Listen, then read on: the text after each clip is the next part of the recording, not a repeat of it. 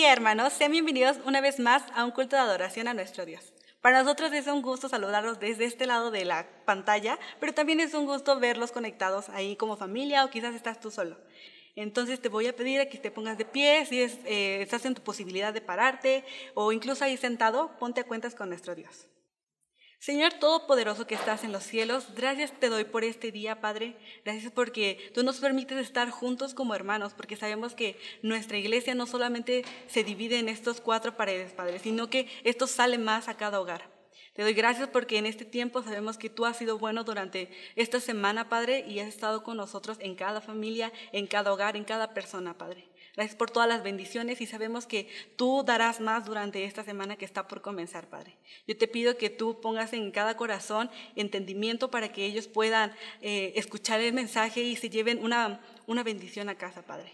Yo te pido que también bendigas a las personas que hoy van a tocar, a ministrar, Padre, y también a nuestro pastor que va a bendecir a esta iglesia con el mensaje, Padre. Yo te pido que te quedes con cada uno de nosotros y que este culto no solamente sea para quizás escucharlo solamente, sino que esto vaya más allá y que lo pongamos en práctica, Padre.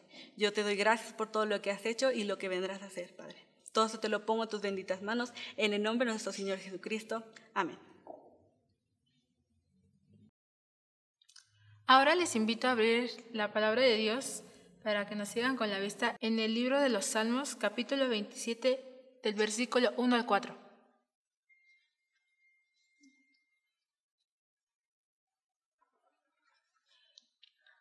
La palabra de Dios dice: Jehová es mi luz y mi salvación. ¿De quién temeré? Jehová es la fortaleza de mi vida. ¿De quién he de atemorizarme?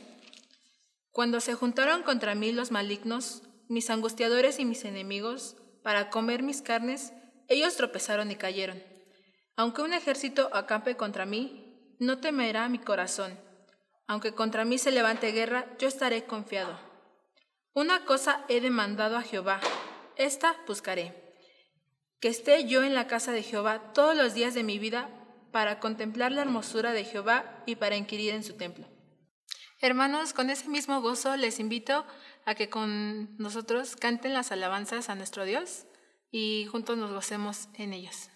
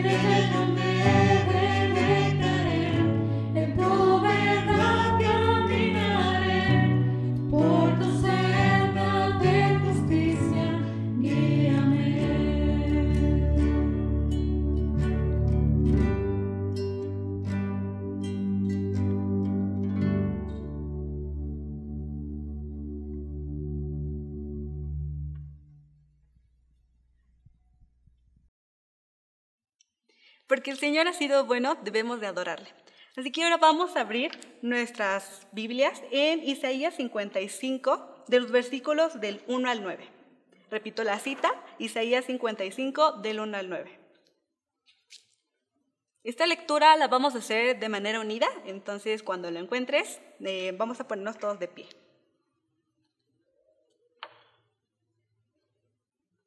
Este capítulo tiene por título Misericordia gratuita para todos.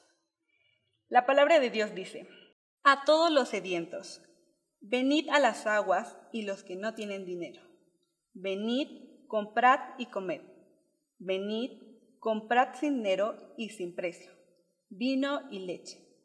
¿Por qué gastáis el dinero en lo que no es pan y vuestro trabajo en lo que no sacia? Oídme atentamente y comed del bien, y se deleitará vuestra alma con grosura. Inclinad vuestro oído y venid a mí. Oíd y vivirá vuestra alma, y haré con vosotros pacto eterno. Las misericordias firmes a David. He aquí que yo lo di por testigo a los pueblos, por jefe y por maestro a las naciones. He aquí llamarás a gente que no conociste, y gentes que no te conocieron. Conocerán a ti por causa de Jehová tu Dios, y del Santo de Israel que te ha honrado. Buscad a Jehová mientras puede ser hallado. Llamadle en tanto que está cercano. Deje el limpio su camino, y el hombre inicuo sus pensamientos. Y vuélvase a Jehová, el cual tendrá de él misericordia, y al Dios nuestro, el cual será amplio en perdonar. Porque mis pensamientos no son vuestros pensamientos, ni vuestros caminos mis caminos, dijo Jehová. Como son más altos de los cielos que la tierra, así son mis caminos, más alto que vuestros caminos, y mis pensamientos más que vuestros pensamientos. Amén. Asimismo, les invito a abrir en el libro de Mateo, en el capítulo 20, del 1 al 16. Les vuelvo a repetir la cita, es Mateo 20, del 1 al 16.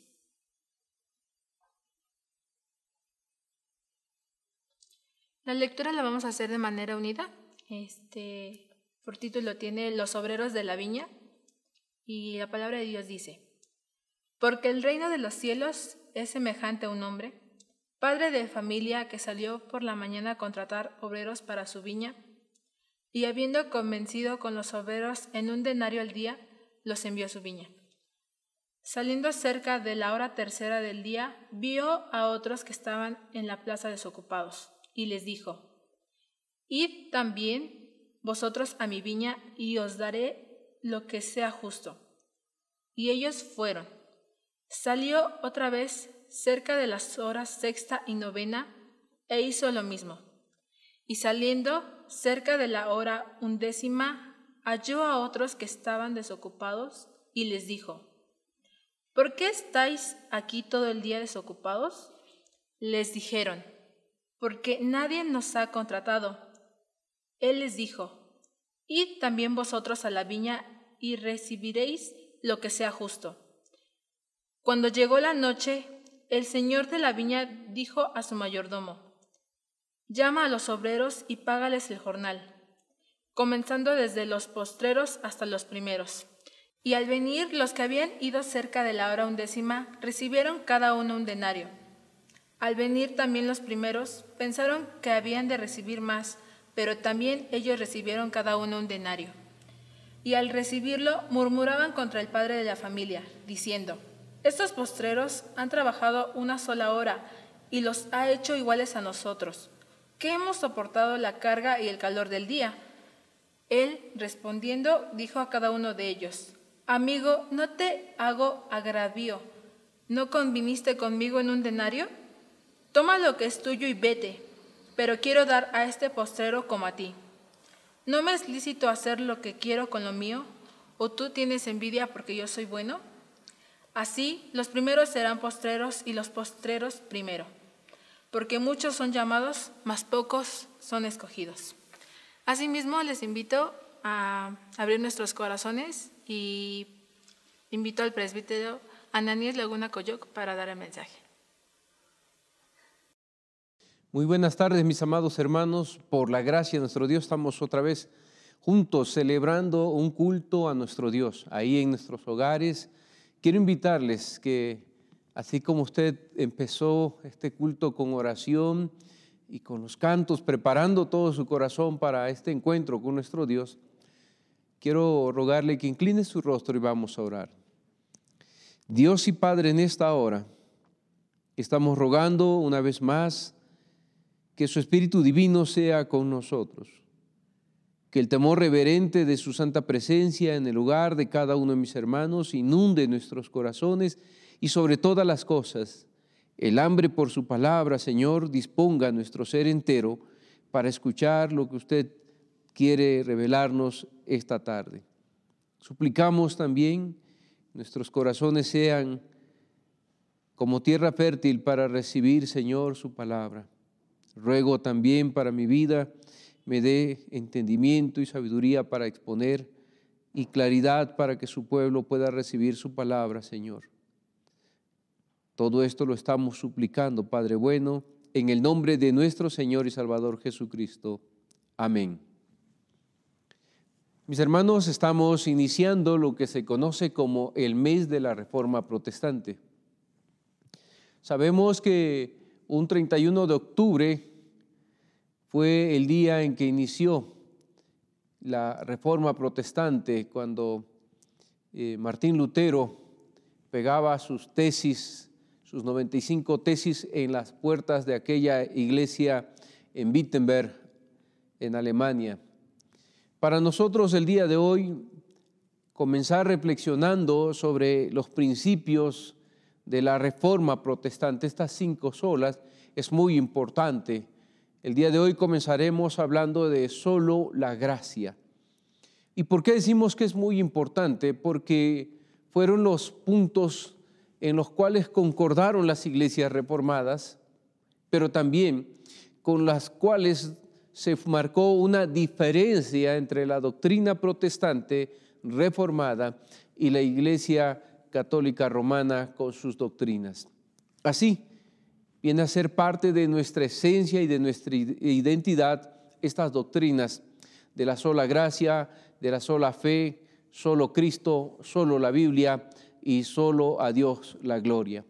Pensando en esto y recordando nuestra identidad como iglesia presbiteriana y reformada, es importante que vayamos al texto bíblico para ver cómo es que se expresa y se sustenta en la Escritura esta hermosa doctrina, solo la gracia. El tema de hoy, vida bajo la gracia.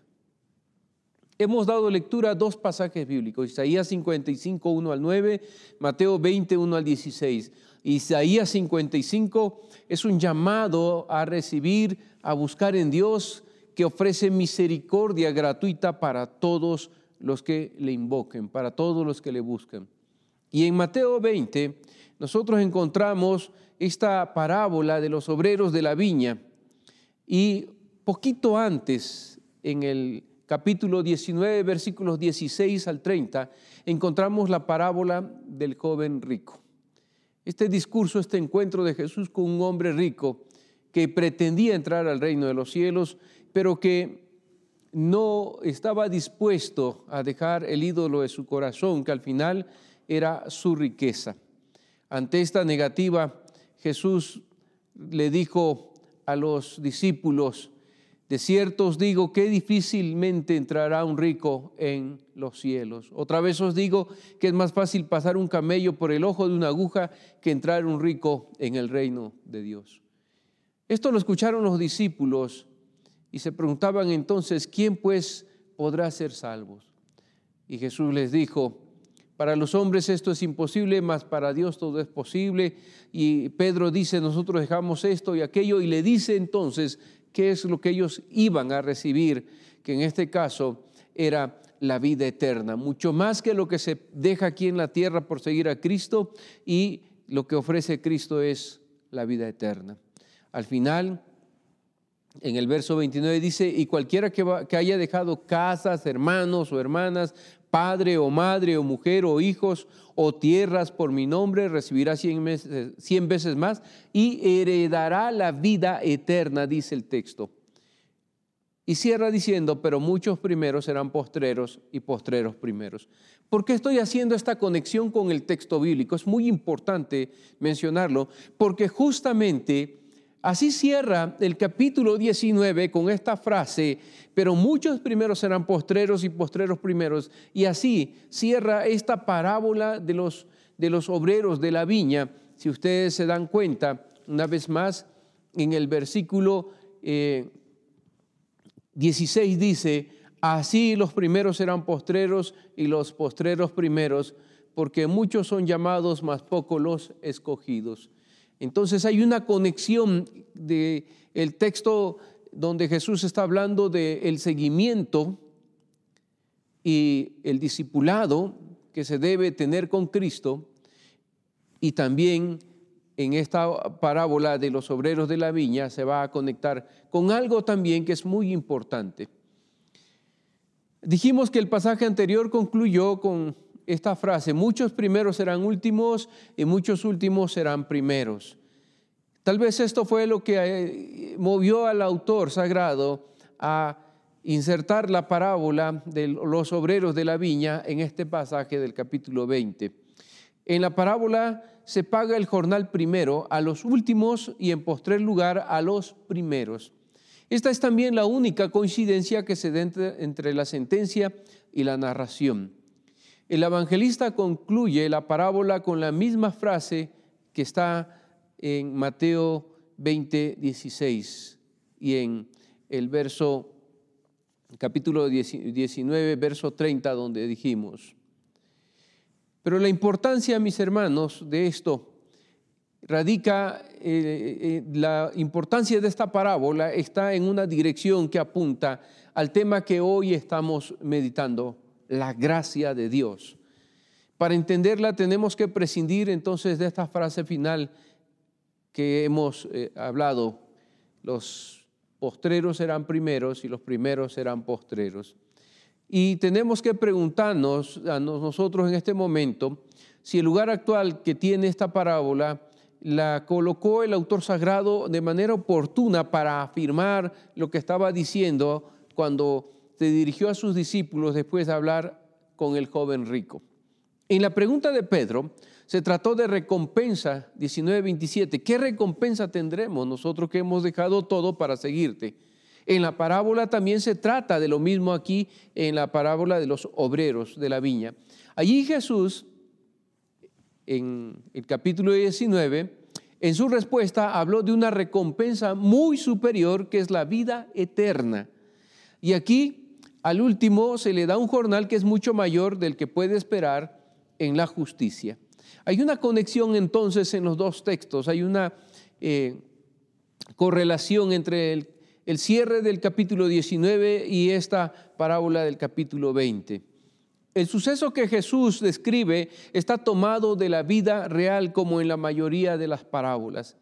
En efecto, hay hombres que en el mercado aguardan que alguien los contrate como jornaleros. Es como algunos lugares ya tienen, tanto en Estados Unidos como cuando usted va aquí a la Ciudad de México, ahí donde está el Zócalo de la Catedral Metropolitana, a un costado, ahí hay mucha gente que se coloca con sus letreritos de sus oficios y están esperando que alguien vaya y los contrate.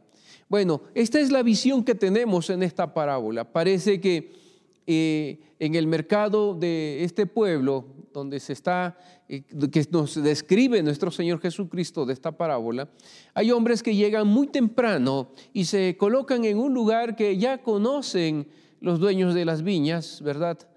Y saben que allí pueden ir a contratar personas para que trabajen en sus viñas. Entonces, aquí hay una escena de mercado donde hay hombres para ser contratados y encontramos también el ofrecimiento de un sueldo, un denario, lo cual corresponde al salario medio de un día de trabajo. Se puede comprender que el dueño de la viña contrate obreros varias veces porque la necesidad eventual justamente en el tiempo de la cosecha de la vendimia llega a ser mucho más demandante. Una persona sola puede hacer su siembra, pero para cosechar se requiere de muchas manos. De otra manera, la cosecha se podría perder.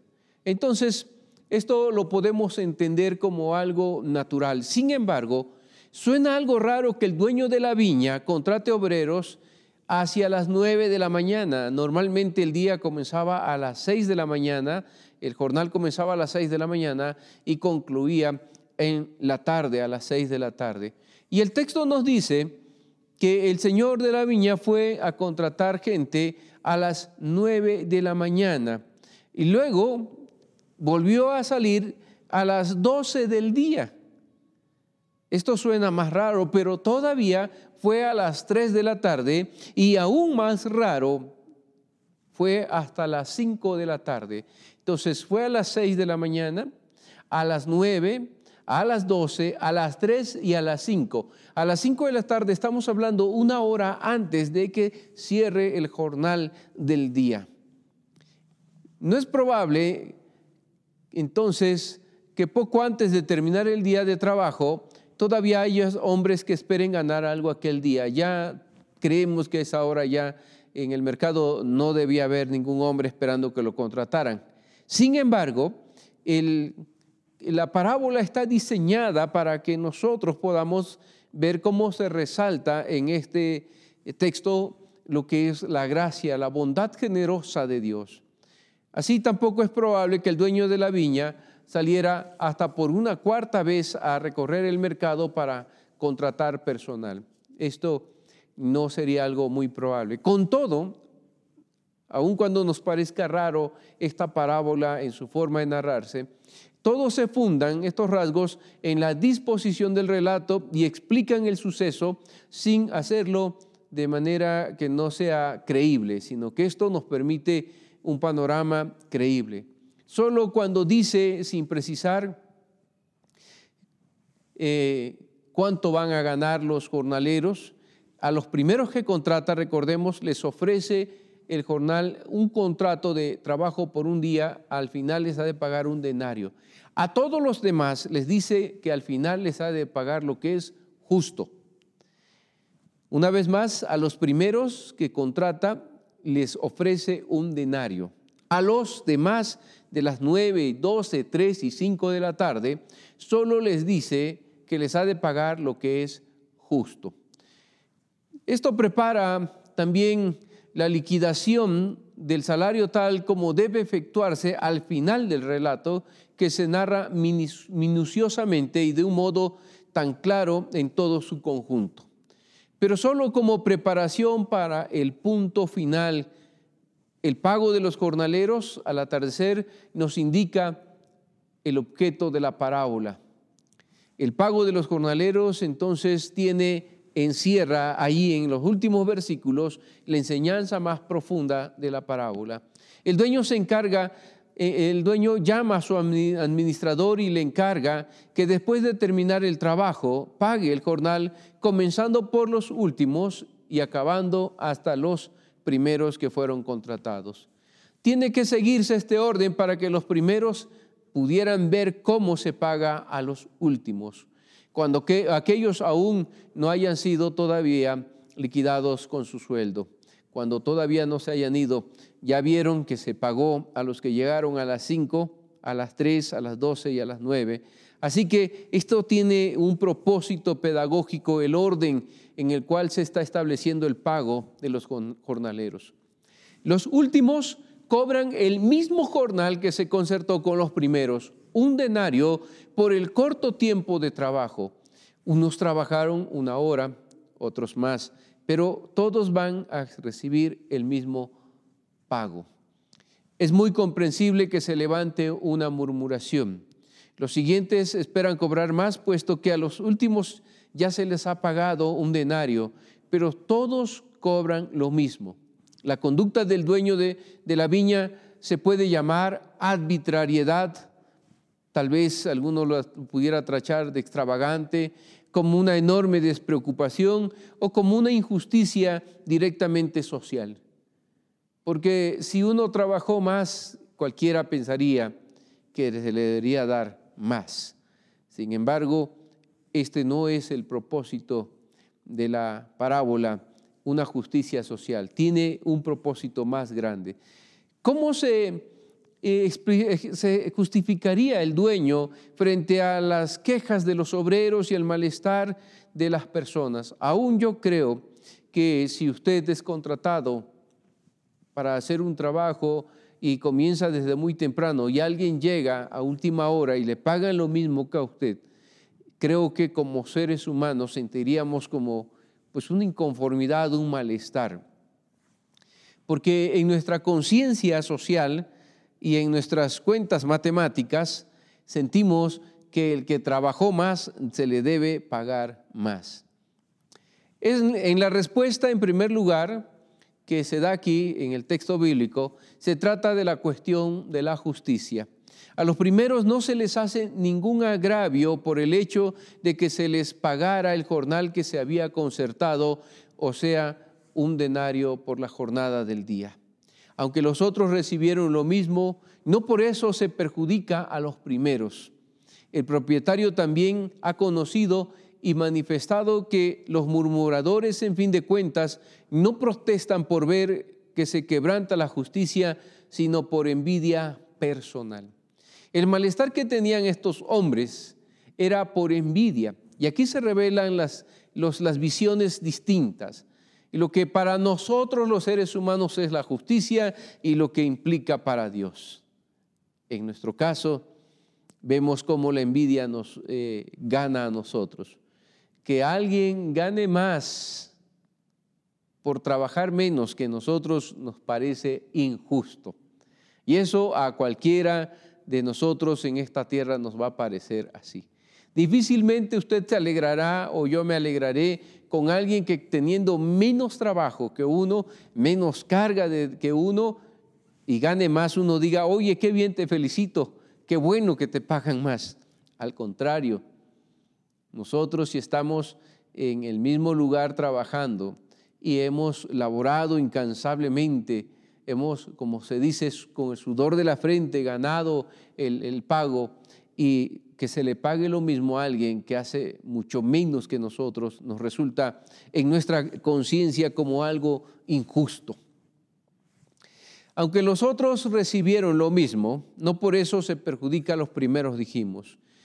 Así que aquí se revela la maldad en el corazón del hombre, la envidia que va a surgir. No se está perjudicando al que trabajó más porque se le está respetando lo que se le comprometió. Ahora, si se le dijera, oye, de lo que te dije del denario te voy a quitar la mitad para darle a estos para que tengan también, ahí sí se sentiría uno sumamente perjudicado. Pero aquí no hay ningún agravio. Por eso lo que dice Mateo 6:23 sale a colación en este texto bíblico. Quiero leer con ustedes lo que nos dice San Mateo capítulo 6, versículo 23. Dice, la lámpara del cuerpo es el ojo, así que si tu ojo es bueno, todo el cuerpo estará lleno de luz. Pero si tu ojo es maligno, todo tu cuerpo estará en tinieblas. Así que si la luz que en ti hay es tinieblas, ¿cuántas no serán las mismas tinieblas? El autor sagrado nos está haciendo referencia a esta parte. ¿Cómo es que los hombres estaban mirando el acto? ¿Lo miraban como un acto de injusticia? ¿Estaban preocupados por la justicia o era envidia de su corazón? Por eso, si ellos miraban esto como una injusticia y estaban revelando envidia, más bien eran las tinieblas que había en su corazón. El ojo malo revela una manera mala de pensar o un corazón ofuscado. Pero si tu ojo está enfermo, todo tu cuerpo quedará en tinieblas. La indignación no la ha causado el celo por el debido orden, sino la rivalidad y la malicia. Pero eso solo es parte de la respuesta. La parte principal está en el contrato entre los dos miembros, entre el contraste, entre los dos miembros siguientes. ¿O es tu ojo malo porque yo soy bueno? El propietario no procedió por un capricho inconsiderado, por injusticia consciente, sino por bondad. Y aquí está la clave de toda esta parábola. El hombre, el propietario de la viña, cuando le da a los que contrató a las 9, a las 12, a las 3 y a las 5 el mismo salario que a los que contrató muy de mañana, no lo hace por un tema de capricho, no lo hace por ser inconsiderado, no lo hace por ser injusto, sino lo hace por bondad. Eso es lo que propiamente importa aquí en esta parábola. El propietario no quiso dañar a los primeros, sino que quiso ser generoso con los últimos. Y esto es maravilloso. Eso es lo que propiamente importa. Su manera de pensar ya no se revela como la manera de pensar de un propietario rural, terrenal, sino como la manera de pensar del Padre Divino. Y aquí se abre entonces, hay un parteaguas entre cómo piensa un hombre terrenalmente y lo que aquí está hablándose, la generosidad de Dios para el hombre. En general, si los hombres pueden pagar menos por el trabajo que se hace, así se hace, hermanos. Por eso el salario mínimo que tenemos, nosotros estamos viendo, no somos generosos en ese sentido. Si a alguien se le va a dar su salario, que sea el mínimo, pero que nos trabaje lo más, que nos produzca lo más. Si ha de ser, se le va a dar vacaciones, que sea lo que marca la ley, porque no somos generosos. Eso es lo que se está revelando, el contraste entre cómo piensa el hombre y la gran generosidad de Dios. Y por eso también la inconformidad de los hombres. Por eso la molestia, porque hay una envidia ante una generosidad que desborda y va más allá de toda actitud o pensamiento humano. Entonces, aquí estamos hablando del Padre Divino, porque un propietario rural no podía decir que sí, no podía decir de sí tranquilamente, es que yo no puedo hacer en mis asuntos lo que quiera. Esto no lo podía decir así un propietario rural. Esto le queda exclusivamente al Padre Celestial. Dios sí puede hacer lo que quiera, porque la recompensa que Él tiene que dar no hay que conseguirla por causa de la justicia, sino por razón de la gracia. Lo que Dios ofrece lo da de gracia. Y aquí entran crisis en nuestros corazones, porque aún nosotros vemos a ciertas personas y decimos, no, este hermano está perdido, este hermano no ha de ser cristiano. Juzgamos porque tenemos una visión muy terrenal de lo que es la gracia, lo que es la justicia. Mis hermanos, no se puede merecer la vida eterna, sino que se adjudica al hombre como un don libre de parte de Dios. No es lo que yo me gano, no es por lo que yo hago. La gracia es un don libre absoluto de Dios. No se puede comprar ni con dinero, ni con trabajo, ni con esfuerzo. No hay absolutamente nada que yo pueda hacer para adjudicarme esa gracia de nuestro Dios. Es un don libre. En la vida eterna dejan de existir la lógica humana y la inteligencia calculadora. Más aún, deben ser superadas directamente en esta pregunta del propietario. ¿Es que no puedo hacer lo que yo quiero con lo mío? Y tiene que pensar de otra manera porque su recompensa es distinta del jornal pagado por el rendimiento del trabajo del hombre. Así aclaramos que hay una forma de pensar de un propietario rural y la forma que se revela de cómo Dios actúa generosamente. El Dios propietario puede regalar libremente lo que quiera y el hombre no le puede impedir que dé a quien quiera y cuando quiera.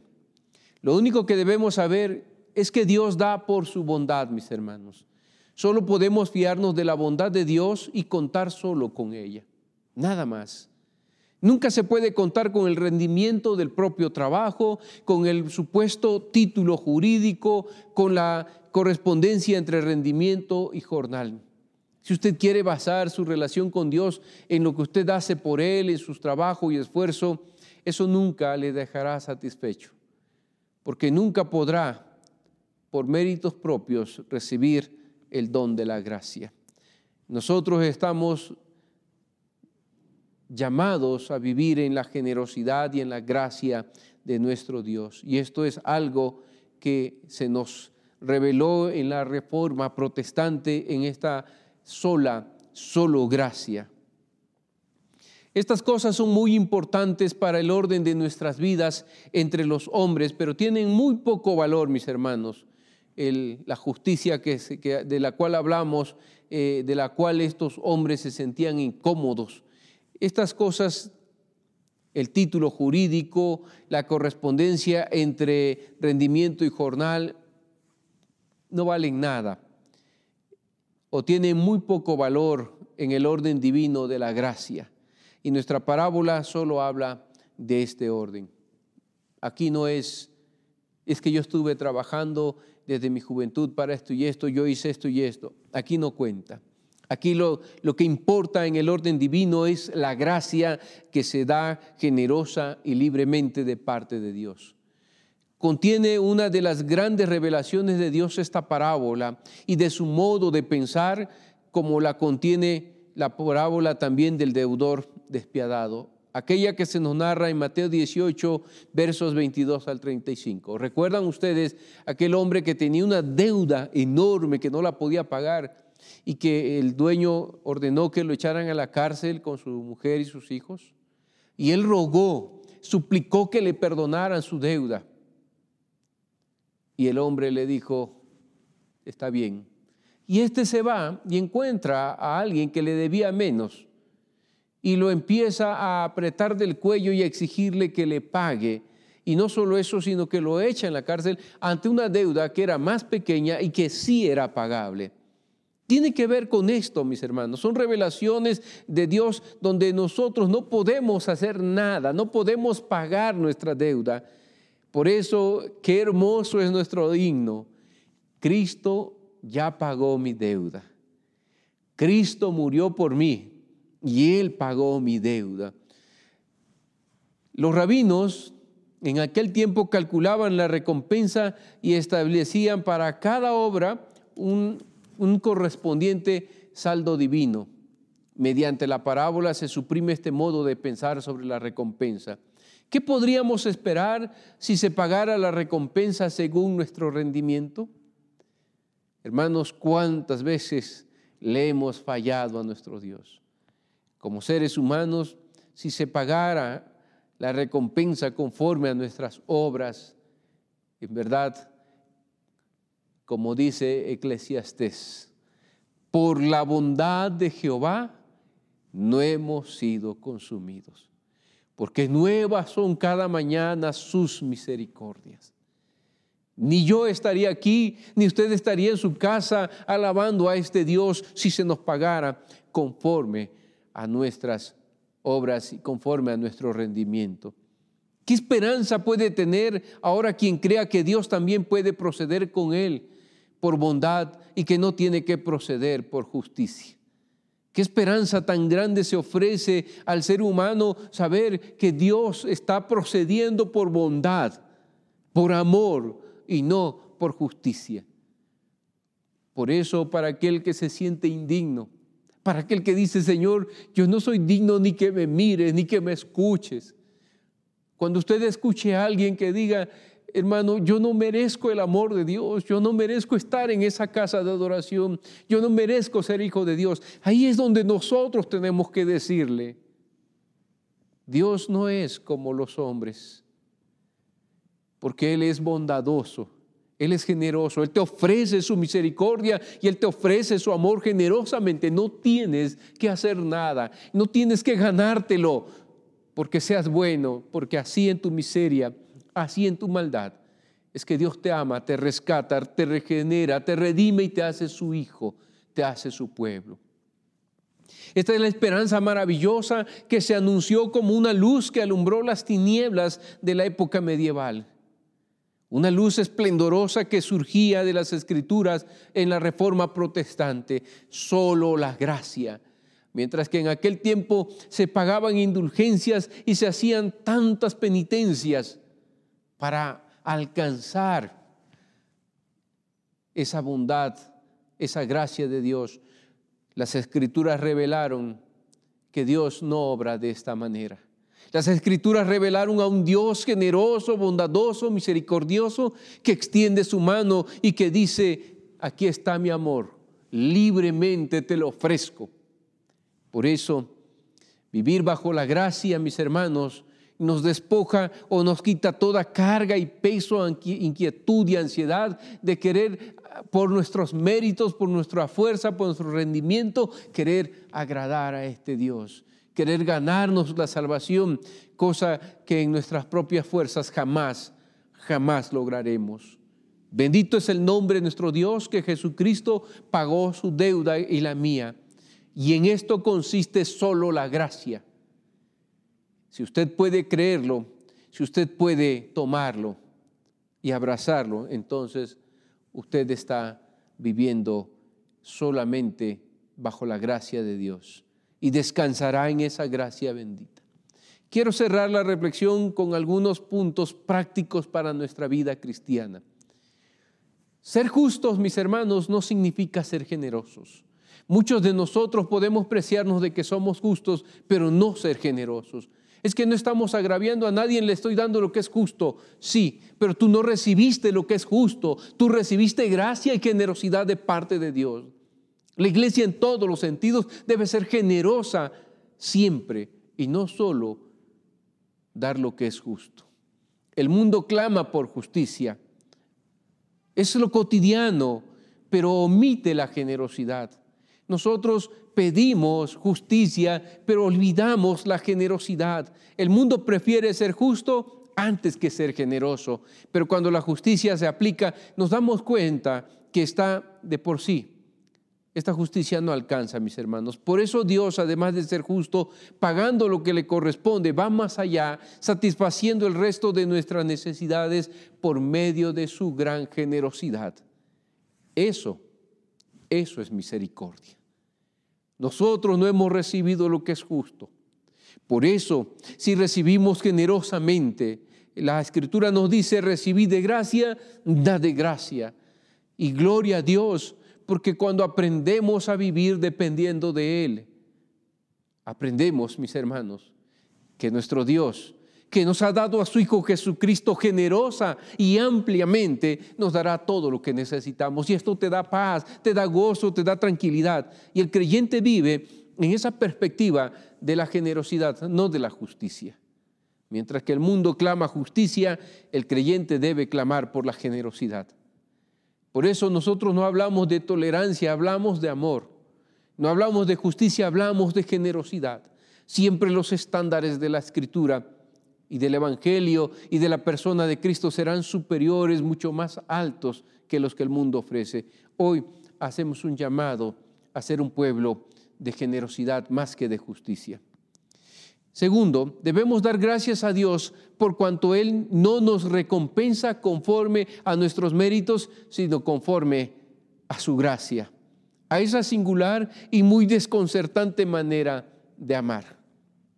Si nos recompensara Dios conforme a nuestros méritos, mis hermanos, ninguno estaría aquí. Bendito es su nombre, que Él nos da conforme a su gracia. Gracia que no logramos comprender. Cuando alguno de ustedes escribe de los devocionales que se envían, algunos de mis hermanos han escrito: pastor, muchas gracias, porque este devocional llegó en el momento oportuno, ha servido a mi vida poderosamente. Y yo les digo, no hay nada que agradecer porque no es mío. Gracias a Dios. Y solo puedo decir, gracias Señor, porque sabiendo cómo soy, con todos mis defectos y mis fallas, mis deficiencias, se digna usarme para su gloria. Así, mis hermanos, el Señor no nos da, no nos recompensa conforme a nuestros méritos, sino conforme a su multiforme gracia y a esa singular y muy, muy desconcertante forma en que nos ama. Por último, el reino de Dios no se gana por el esfuerzo humano ni se da en compensación por nuestros servicios. Ni las obras ni el dinero pueden hacernos merecedores del reino. Es el espíritu bondadoso de Dios lo que hace que Él nos valore más de lo que somos y nos estime más de lo que nosotros merecemos. ¿Se ha puesto a pensar en lo que implica ser hijo o hija de Dios? En lo que implica levantarse cada mañana y contar con la presencia bondadosa de Dios en su vida, en su familia. Saber que usted nunca estará huérfano ni solo en ninguna circunstancia. Que cuando llegue la prueba usted podrá decir: Abba, Padre, eso es gracia, eso es don generoso de Dios. Esto, mis hermanos, es algo que debe maravillar el corazón del creyente cada día. La Reforma Protestante nos reveló esta doctrina maravillosa y nos quitó cargas y cadenas que ataban al hombre a tantas cosas que eran vacías y superfluas. Hoy, vivir bajo la gracia y considerar en nuestros corazones la estima y el amor de Dios es algo que debe maravillarnos, que debe hacernos y debe movernos a amar a nuestro Dios. Esta parábola nos enseña que Dios se complace en los obreros que entran a trabajar en la viña sin preocuparse por la recompensa, confiando en que el dueño será justo y fiel para dar mucho más de lo que nosotros esperamos.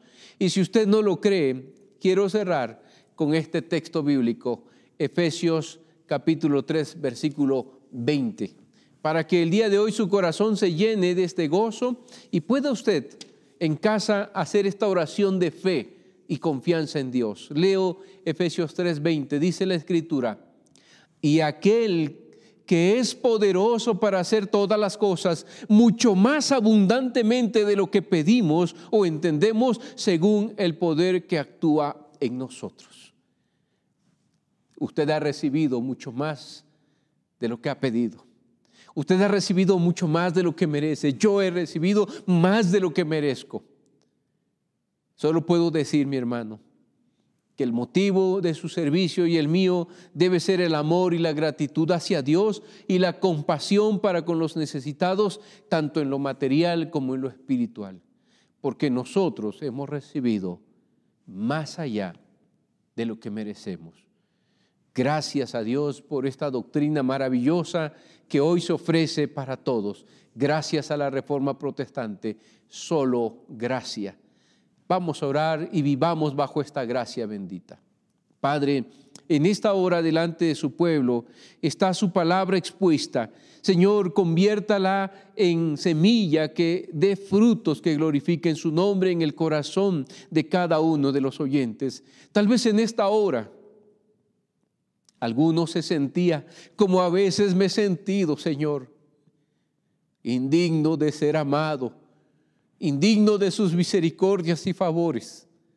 O tal vez alguno confundido en esta hora en el hogar estaba pensando, Señor, que por sus méritos, sus obras, es que usted lo hacía objeto de su amor. Hoy usted nos revela a todos, y así lo creemos, Señor, que su gracia es don generoso, libre, gratuito. Pedimos, Padre, que nuestro corazón sea afirmado en este don, para que sirvamos siempre agradecidos y con amor, porque nunca nos ha dado lo que merecen nuestras obras, sino que usted nos ha dado mucho más allá de lo que a veces en oración pedimos o entendemos, como dice su santa palabra, porque usted es poderoso para dar mucho más allá. ¿Y qué podemos decir, Señor? Que siempre lo ha hecho, que nunca nos ha dado conforme a nuestros méritos, sino que siempre generosamente usted ha extendido su mano sobre nuestras vidas, sobre su iglesia. Hasta este tiempo usted sigue siendo generoso, bondadoso y misericordioso con nosotros. Por eso, Padre, como iglesia estamos preparados ahora y nuestro corazón dispuesto para esa generosidad de su mesa santa, para esa generosidad de este sacramento, porque aún en esto se muestra su gracia como don libre, mucho más allá de lo que merecemos. Hoy seremos sustentados poderosamente con su mesa santa. Gracias le damos, Señor. Gracias por su amor. En el nombre de nuestro Señor y Salvador Jesucristo. Amén.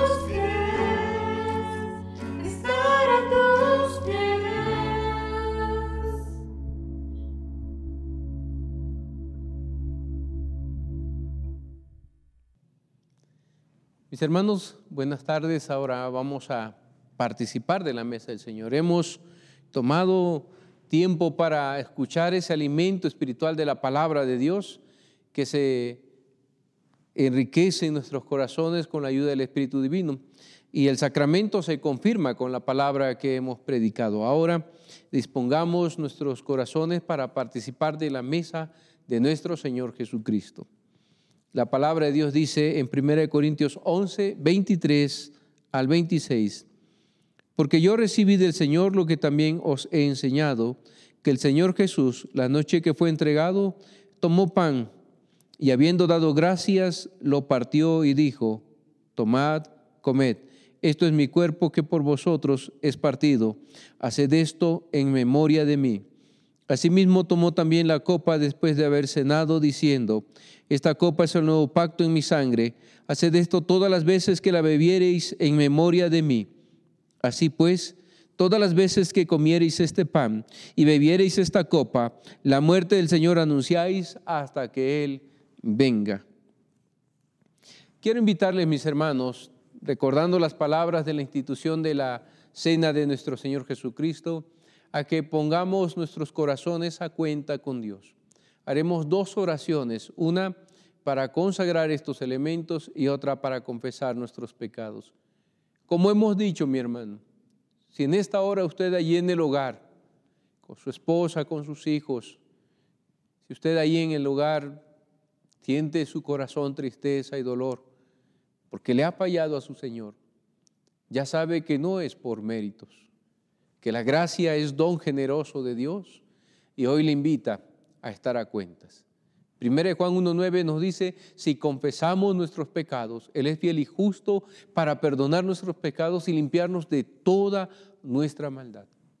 De tal manera que usted puede hoy acercarse a ese trono de gracia. Hay una puerta abierta, amplia y generosamente a través del sacrificio de Cristo. Entonces, no se quede, por favor, le ruego, no se quede sin este privilegio de tomar de esta mesa santa. Pongámonos a cuenta con el Señor.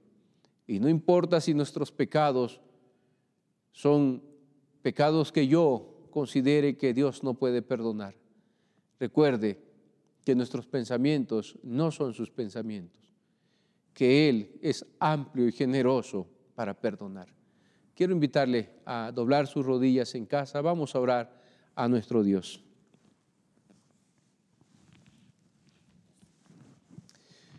Padre, en esta hora, delante de su santo rostro estamos. Y venimos, Señor, a ponernos a cuentas con usted. Reconocemos nuestras fallas, nuestras flaquezas, debilidades y nuestros pecados cometidos, Señor. Al estar frente a esta mesa tan santa, no nos queda más que acercarnos al trono de su gracia y rogar que su misericordia, su gracia bendita se derrame sobre nosotros como pueblo suyo. Y perdone usted, Señor, todo pecado cometido, toda falta, Señor, porque reconocemos nuestra maldad delante de usted. Reconocemos nuestras injusticias, nuestras impaciencias, nuestro egoísmo, nuestras envidias. Señor, perdónenos, perdónenos. En esta hora limpie nuestros corazones de todo pecado, de toda inmundicia, de toda maldad. Límpienos por la sangre preciosa de su Hijo. Regenere nuestros corazones una vez más, Señor. Y su gracia sea suficiente para sustentarnos en esta hora, Señor. Perdónenos porque hemos pecado contra usted. Limpie el corazón de su pueblo, Señor. Nos abrigamos a su generosidad, a su gracia bendita. Y damos gracias, Señor, porque su palabra nos asegura que es fiel y justo para perdonar nuestros pecados.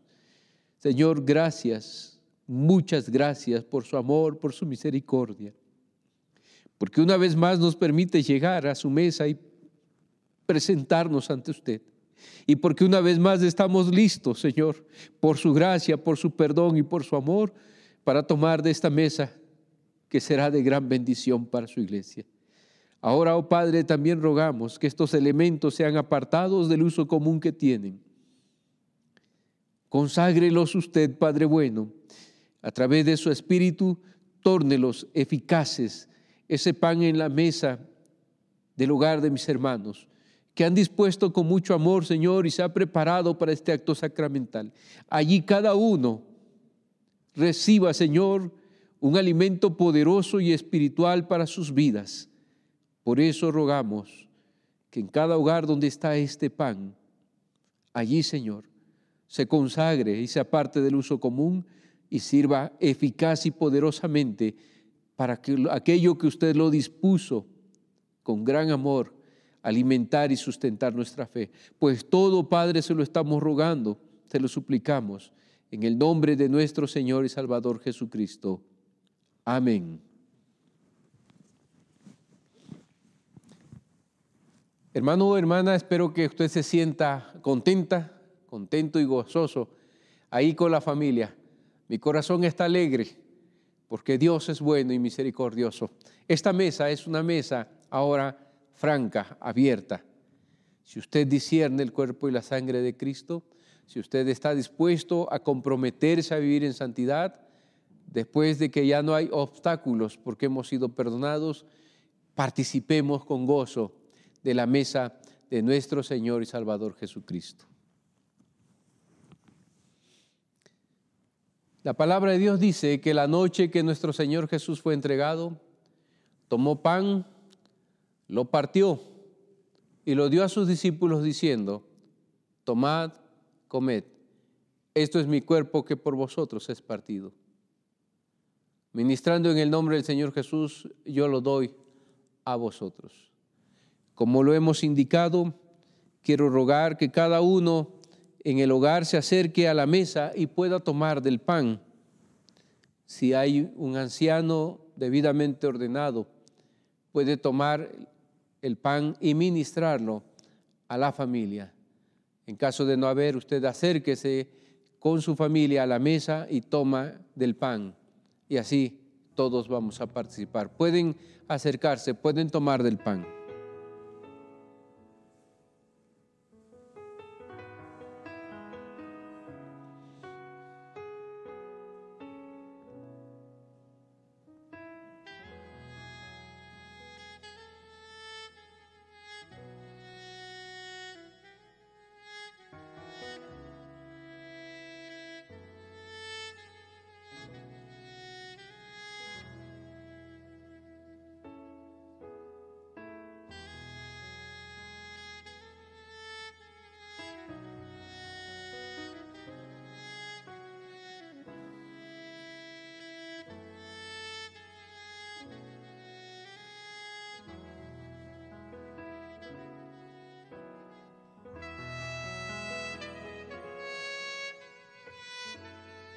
Esperamos un momentito mientras se termina de repartir el pan o de tomarlo. Tal vez haya alguna familia muy pequeña, pero habrán otras familias más grandes. Mientras esperamos, con el pan en su mano, medite en el costo tan grande de esa gracia que hoy usted y yo recibimos cuando fue partido el cuerpo de nuestro Señor Jesucristo.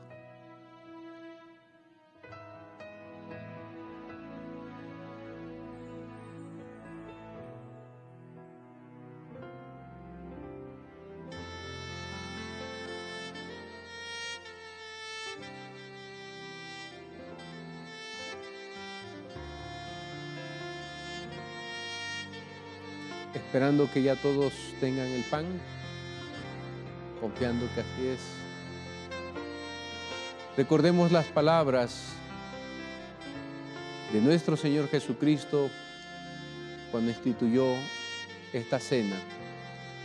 La noche que nuestro Señor Jesús fue entregado, después de haber cenado, tomó el pan, lo partió, bendijo y lo dio a sus discípulos diciendo: tomad, comed, esto es mi cuerpo que por vosotros es partido. Comamos todos del pan.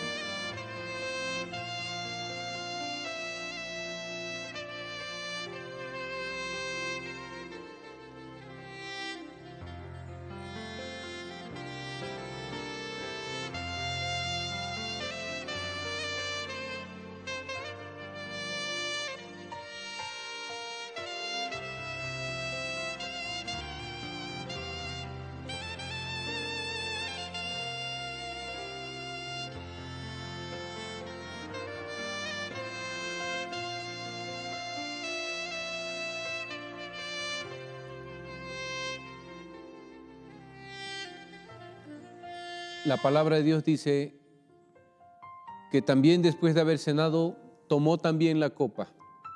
Habiendo dado gracias, bendijo y lo dio a sus discípulos diciendo: esta copa es el nuevo pacto en mi sangre que por vosotros es derramada.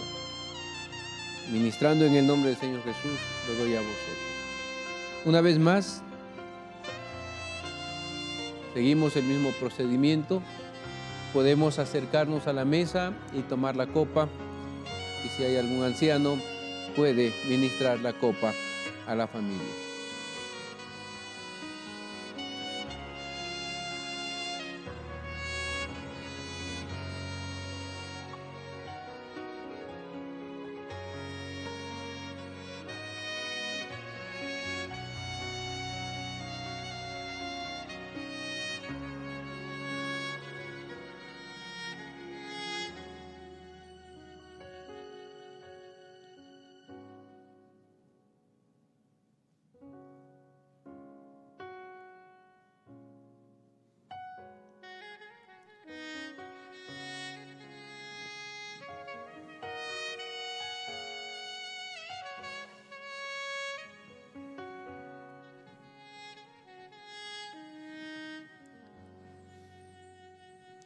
De igual forma, mientras esperamos que todos tengan la copa, quiero invitarle a que medite con esa copa en su mano en el costo precioso, la sangre derramada de Jesús, para que usted y yo hoy sintamos paz en nuestros corazones, porque sin remisión, sin derramamiento de sangre no hay remisión de pecados.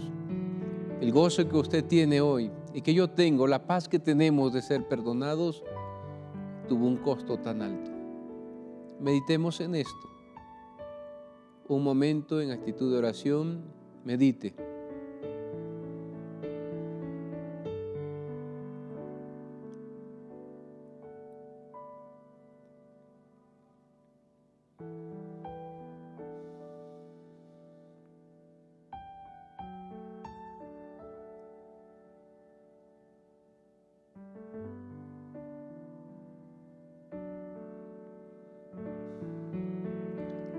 Una vez más, confiando en que todos tenemos la copa, recordemos en las palabras de nuestro Señor, la noche que nuestro Señor Jesús fue entregado, después de haber cenado, tomó también la copa, habiendo dado gracias, bendijo, la dio a sus discípulos diciendo: esta copa es el nuevo pacto en mi sangre que por vosotros es derramada. Bebamos de la copa, mis hermanos.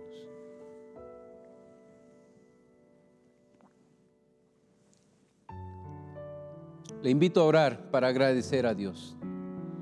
Padre, damos muchas gracias porque nos otorga este don maravilloso de ser fortalecidos. Porque en verdad, Señor, esta mesa santa nos nutre, nos fortalece. En el transcurso de la semana, antes de llegar a esta mesa, su iglesia pasa por muchas pruebas, dificultades, tentaciones. Y siempre, Señor, todos los beneficios que usted logró y su victoria en la cruz del Calvario están sobre nosotros. Y en esta mesa nos ha recordado que somos más que vencedores por medio de aquel que nos amó. Ahora, Señor, a través de este sacramento, usted nutre la fe y la esperanza de su iglesia. Guarde nuestros corazones en santidad. Guarde a su pueblo, Señor, en amor y en servicio. Permítanos, como hemos escuchado, ser generosos como de gracia hemos recibido. Enséñenos a vivir, Señor, sin miedo frente a este mundo, aprendiendo a ser responsables, aprendiendo, Señor, a sustentarnos en sus promesas. Muchas gracias. En sus manos, Señor, están los enfermos. Que aún este sacramento sirva para fortalecer la fe de aquellos que están en crisis, que están en pruebas. de aquellos hermanos nuestros que están enfermos. Y rogamos que también, Señor, a través de este sacramento, la fe y la confianza de todos nuestros hermanos que todos los días laboran en el sector salud, en los hospitales o en los consultorios, su fe se afiance, su confianza esté en usted, Señor, que los ampara, los protege, los cuida y los guarda. Padre bueno, que este sacramento, conforme lo dispuso, en gran manera fortalezca la fe de su Santa Iglesia, pues lo estamos rogando, Padre, en el nombre de nuestro Señor y Salvador Jesucristo. Amén. Alabemos a nuestro Señor a través de las ofrendas. Les recuerdo que la iglesia está abierta para que puedan venir a depositar las ofrendas en el alfolí. Vamos a orar. Señor Padre mío, gracias por este día hermoso, gracias porque nos permites disfrutar de este bello momento. Te pido que tú seas con cada una de las familias que están disponiendo parte de su ganancia de su hogar aquí para seguir fructificando tu iglesia. Te pido que tú seas con ellos en su salir, en su entrar, que tú los bendigas y los guardes de todo mal, Padre mío. Gracias porque los permites tener este momento y porque gracias a ti todos están con bien. Te pido que este dinero que es depositado sea de provecho para el templo de Dios y que sea de bendición para cada uno de nosotros, para cada uno de ellos. Gracias, Padre mío, por esto. Todo esto lo pido en Cristo Jesús. Amén.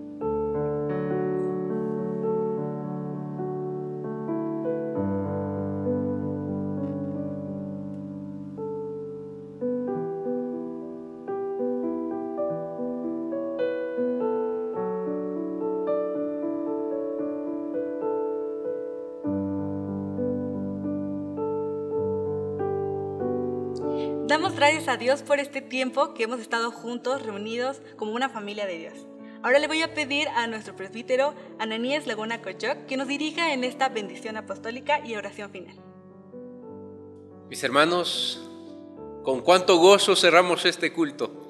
No sé ustedes ahí en casa, pero nosotros hemos experimentado, yo sé que usted ha experimentado la presencia del Señor, su Espíritu Divino ha estado con ustedes y les ha dado esta promesa.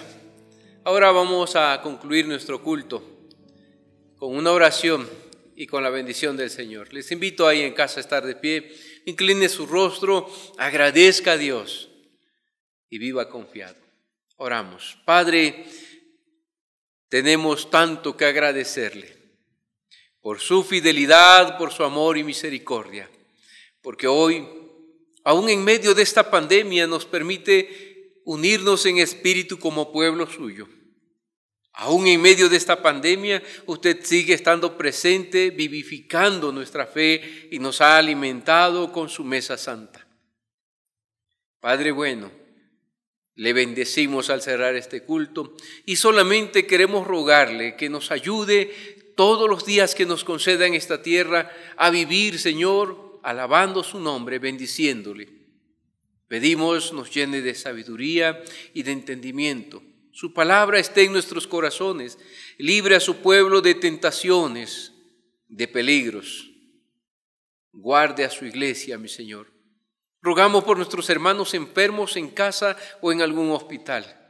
Rogamos por nuestros hermanos que laboran en los hospitales todos los días. Esta semana usted los levante poderosamente y sean instrumentos en sus manos. Bendición a través de ellos para los pacientes que ellos atienden, Padre. Sea usted con nuestras autoridades eclesiásticas y nuestras autoridades civiles. Su gracia sea sobre nuestro mundo. Su gracia siga sustentando a su iglesia en su caminar diario. Todo esto, Padre, lo estamos rogando y a la vez dándole gracias por su infinito amor. En el nombre de nuestro Señor y Salvador Jesucristo. Mis amados hermanos, que la gracia bendita de nuestro Señor y Salvador Jesucristo, el amor eterno de Dios nuestro Padre y la comunión de su Santo y Divino Espíritu, el gran Consolador, sea con cada uno de vosotros, con vuestras familias, con vuestros enfermos, con la iglesia que padece persecución y con todo el pueblo de Dios desde ahora y para siempre. Amén. Mis hermanos, reciban un caluroso saludo de parte del consistorio de nuestra iglesia, nuestra junta de diáconos. Sigamos orando, sigamos confiando en nuestro Dios, porque Él poderosamente nos guía en medio de estos tiempos. También estaremos arrancando conferencias en este mes de octubre sobre la Reforma Protestante. Estén pendientes en la página de nuestra iglesia, se estarán subiendo los temas y los días que tendremos nuestras conferencias también, como cada año. La pandemia no nos impedirá. Gracias a Dios tenemos estos recursos, los vamos a usar para seguir llevando estos temas que edifiquen al pueblo de Dios. Mis hermanos, Dios les bendiga y muchas gracias por sus oraciones, porque el Señor nos ha guardado, nos ha fortalecido, y mientras el Señor nos dé la vida y la salud, procuraremos servirles con mucho amor. Dios les bendiga.